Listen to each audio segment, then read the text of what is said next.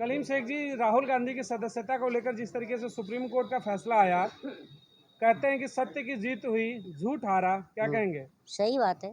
झूठ हमेशा चिल्लाता है और सच खामोशी से अपना काम कर जाता है, ये मैं कहूँगा। आज संसद के अंदर राहुल गांधी पुराने तेवर में दिखे, वहीं यूथ कांग्रेस का बड़ा प्रदर्शन भी सड़कों पर दिखा। संसद घेराव किया यूथ ने और राहुल गांधी संसद के अंदर अब आक्रामक मुद्रा में आ गई है। अब थोड़ा विपक्ष दिख रहा है। विपक्ष को कभी भी आक्रामक मुद्रा में ही होना चाहिए।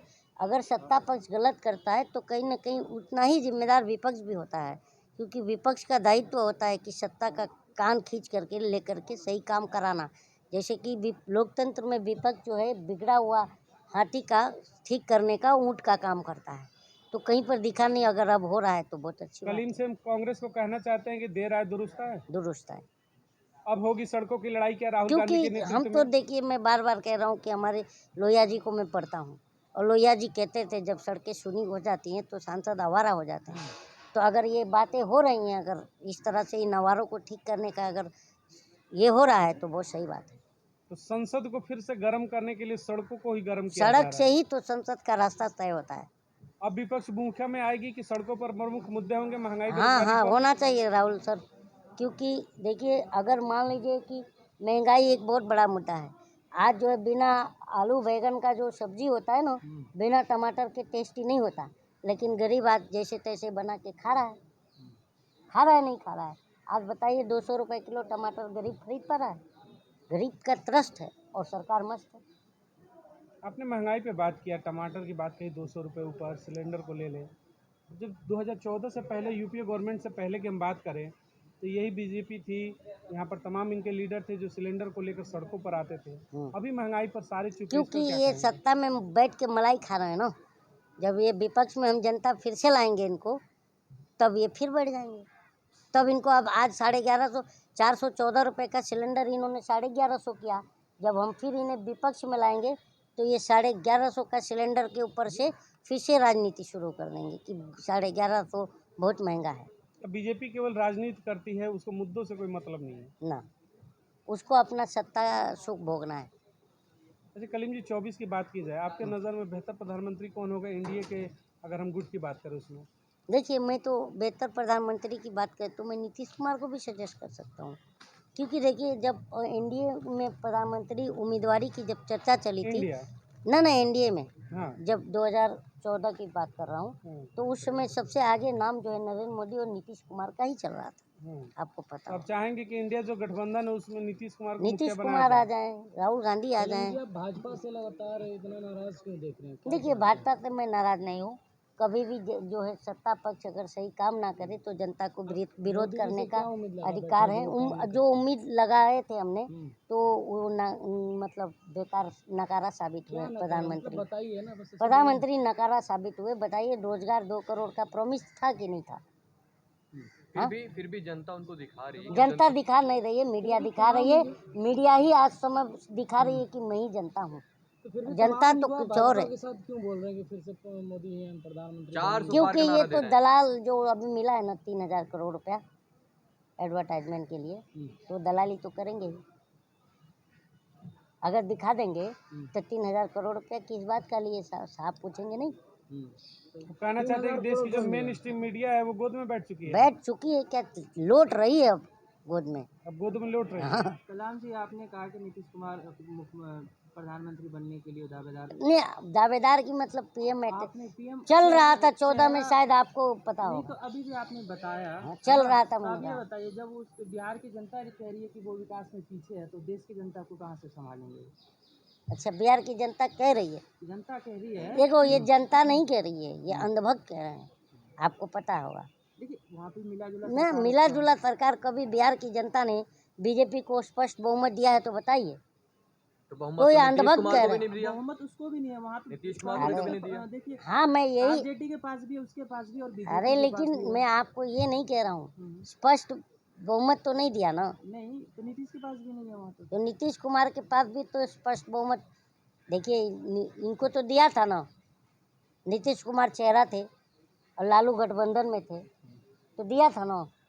बाद में भाग के कहना दिया था। मैं आपको ये नहीं कह रहा हूँ कि ये चेहरा होना चाहिए, मैं ये कहा कि चर्चा था 2014 में इन्हीं दोनों के बीच लड़ाई थी कि कौन बनेगा एनडीए का उम्मीदवार, आपको पता होगा। तो मैंने आपको ये लग कहा रहा है कि मोदी से बेहतर प्रधानमंत्री यहाँ पर साबित होंगे? आपके राहुल जिनकी आप गांधी बात भी कर रहे हैं। साबित हो सकते हैं, नीतीश कुमार भी अच्छे। देखिए, जो लोकतंत्र में विश्वास करता हो और एक संयम और समझदार नेता हो, जनता के प्रति समर्पित हो, ऐसा नेता प्रधानमंत्री बनना चाहिए। एनडीए घमंडिया नहीं बनना चाहिए।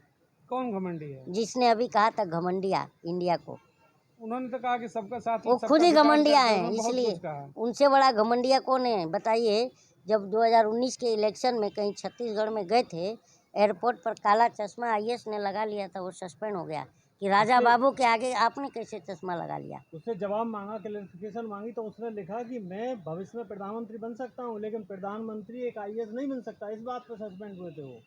अच्छा, हाँ। चश्मा लगाने पे नहीं हुए थे? चश्मा लगाने पे हुए जब। अरे लगाने पे हुए थे ना। नहीं, राजा बाबू के सामने कोई चश्मा नहीं लगा सकता। clarification राजा बाबू मांगा के तो ये सामने कहता, कोई प्रधानमंत्री मैं जैकेट बन नहीं सकता पहन हूँ, लेकिन सकता। प्रधानमंत्री राजा IAS बाबू नहीं के बन सामने सकते। कोई जूता नहीं पहन सकता। ये राजा बाबू कौन है जिसे आप संबोधित कर रहे हैं? वही राजा बाबू कौन? जो हर पोज में फोटो खिंचवाते हैं।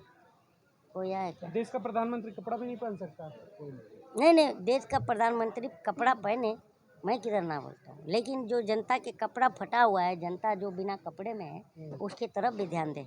कह रही जनता कुछ महंगाई नहीं है, सब चीज अमृत काल चल रहा है, बढ़िया क्योंकि आएगा तो मोदी ही, देखिए, ऐसे नारे लग रहे हैं। वो आएगा तो नहीं बोल रही है, आप गलत सुन लिए हैं। जाएगा तो मोदी ही, तो जनता कह रही जाएगा तो जाएगा मोदी तो मोदी ही। ही। आएगा ये भी नहीं। तो और आएगा तो कटिंग चाय लेते हुए आएगा, और जाएगा तो मोदी ही।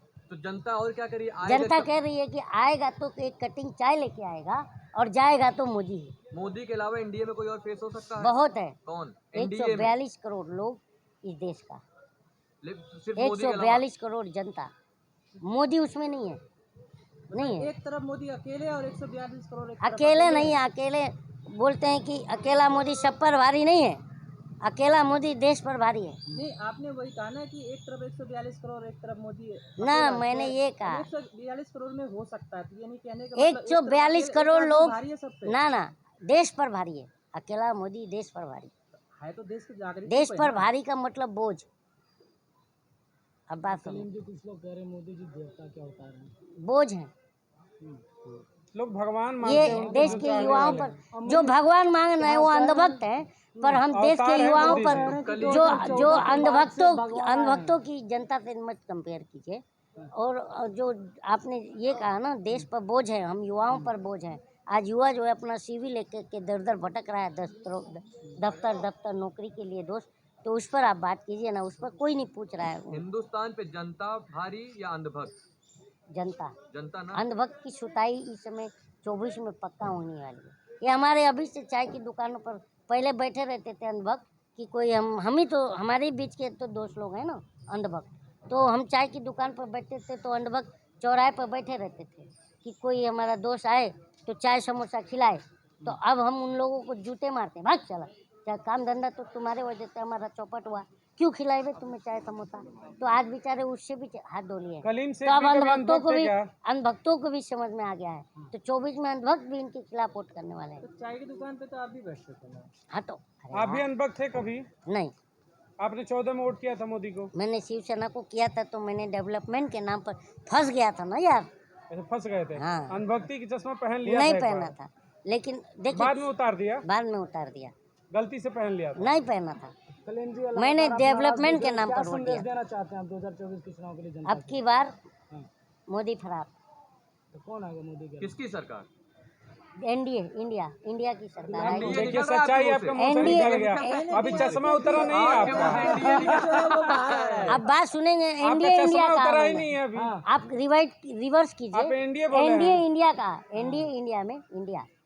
आप पूरा नहीं, आप फिर से रिवर्स कीजिए, जनता भी देखेगी। पहले ही मेरे 2 वर्ड निकले हैं, एनडीए इंडिया। अच्छा कलीम जी, एक एनडीए सवाल इंडिया होता में है, कोई एक ही तो आएगा। बहुत ऐसे लोग हैं अभी भी जब उनसे चर्चाएं की जाती है पब्लिक डिबेट में तो कहते हैं कहाँ महंगाई है, देश इतना आगे बढ़ा, विश्व में आज इंडिया को पहचाना जाता है मोदी की वजह से। सही इस पर बात। क्या कहेंगे? इस पर ये कहेंगे कि 2014 के पहले भारत में कुछ था नहीं, एक चाय की केतली थी और एक प्लेटफॉर्म था। ये तो 2014 के बाद तो भारत की खोज हुई। बात सही कह रहे हैं। 14 के बाद भारत की खोज हुई। हाँ, क्योंकि कह रहे हैं, बताइए आप ऐसे कभी कंगना अनुभव रनौत का देखिए। इंटरव्यू किए कि नहीं? हाँ, 14 के बाद देश आजाद हुआ। हाँ, तो वही तो मैं कह रहा हूँ। 14 के पहले भारत में एक चाय की केतली कुछ थी ऐसे और अनुभव हैं कि वो प्लेटफॉर्म कह था। रहे हैं कि पूरी दुनिया में आज भारत को इसलिए जाना जाता है मोदी के नाम से, ना कि अम्बेडकर के नाम से जाना जाता है, ना कि गांधी के नाम से जाना जाता है, ना ही तमाम और भी जो देश के महापुरुष हैं उनके नाम से जाना जाता है। मोदी, अच्छा हाँ, मोदी देश की आज़ादी में भाग लिए थे, बांग्लादेश के लिए सत्याग्रह भी किए थे, हाँ, आपको पता उन्होंने है, खुद ही कहा। और देश की आज़ादी में भी भाग लिए थे। सुपरमैन की चड्डी पहन करके 4 अंग्रेज़ों को ऐसे उठाते थे, फिर 25 अंग्रेज़ों को ऐसे उठाते थे, ले जा के उधर विदेश की धरती पर रख कर आते थे, तब तो देश आज़ाद हुआ। और सावरकर की जो चिट्ठी लिखी थी, तो देखा, अरे चिट्ठी जैसे ही पढ़ा अंग्रेज़ों ने, तो वो जो है पानी पानी हो गए और फटाक से बोले कि अब यहाँ रुकना मेरे हमारे लिए घातक साबित होगा, चिट्ठी आ गई है।